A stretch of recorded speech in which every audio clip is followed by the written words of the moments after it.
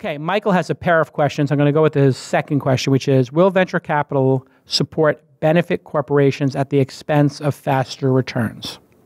So I'm going to leave out the second part of the question, which is at the expense of faster returns, and just say generally, will venture capitalists and venture capital firms and venture capital, the category, ever support a benefit corporation? My gut tells me, having watched this for a couple of years now, and being an investor in one great benefit company, hand up, that benefit companies are not something that venture capitalists are interested in at this time. Why? Well, we'd have to talk to 100 venture capitalists, but generally in the market like it is today in 2017 when you're watching this, there are too many great deals and not enough time to review them.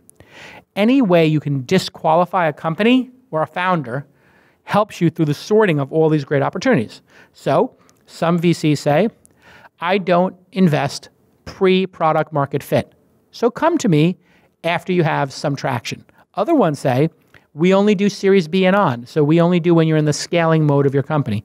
Other people say, we only run an incubator, and the incubator, you have to have your product completed, which is how we run Launch Incubator. You have to have a product in the market.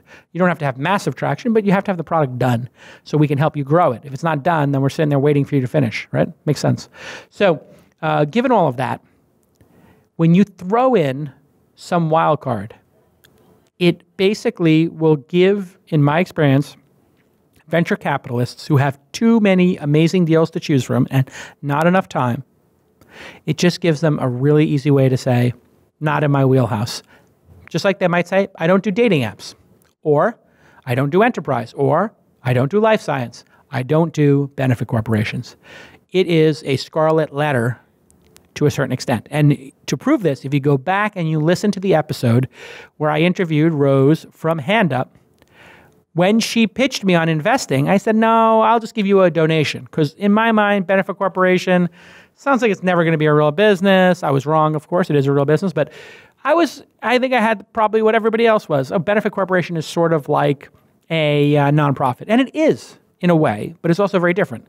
So I'll give you a little background on a public benefit corporation. There are, I think, just about a dozen and a half, maybe 16 to 20 states that formally recognize the concept of a benefit corporation. In my mind, it sits, and I'm not a total expert on this, I'm not an attorney, but I think it kind of sits between a nonprofit and a for-profit in that, you know, one of the big differences is you have a stated mandate for why your company benefits society and its employees and the world and the planet, all those pieces of society as a construct.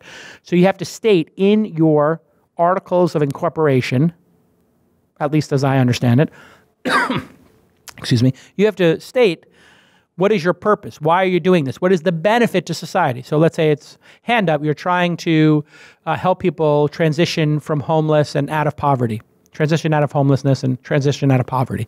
Great. Sounds like a noble mission to me. There's really another second thing which I find super interesting, and I don't know if this applies only to California benefit corporations, but the board of directors and the governance of the company, the benefit corporation, has to consider not just the shareholders or the shareholders above all else, which is how regular companies work. The shareholders are the most important people to consider. The company and the shareholders are what come first in a regular corporation. In a benefit corporation, all the stakeholders are looked at, I think, equally. And you can check with an attorney of exactly how this works, because it's a very new thing and it's very different per state, I believe.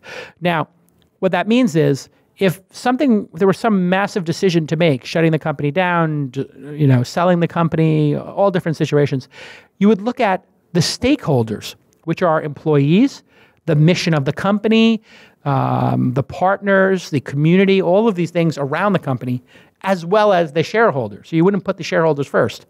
We have this long-standing tradition. The shareholders have to be compensated. The shareholders, when you have a bankruptcy, have to be put first, all of these things, not the customers. That's why in a bankruptcy case, sometimes you'll see the bankruptcy judge will say, oh, you had a terms of service that said the customer list can do this or that, or the contracts you had with these people said X, Y, and Z, and they'll just negate those contracts and say, we're selling all these assets, these contracts are going away, and the shareholders are going to get their money back in this order, right?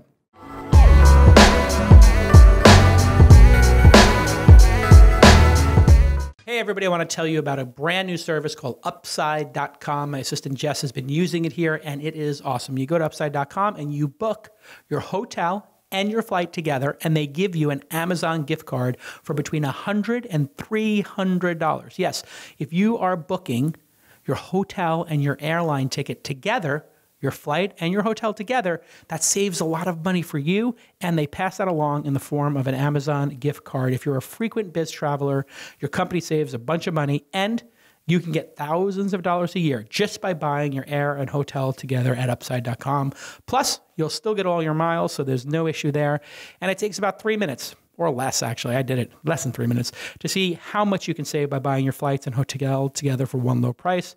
So here is your call to action. Please go to Upside.com and enter the promo code TWIST, and you will get at least a $100 Amazon gift card for free for your first trip. It is a no-brainer. Save big on travel and get a big gift card every trip. That call to action, one more time, go to Upside.com and use the promo code TWIST. It's great to have you as a partner on the podcast. Thanks a lot to Upside for supporting independent media like This Week in Startups. Okay, speaking of which, let's get back to this amazing episode.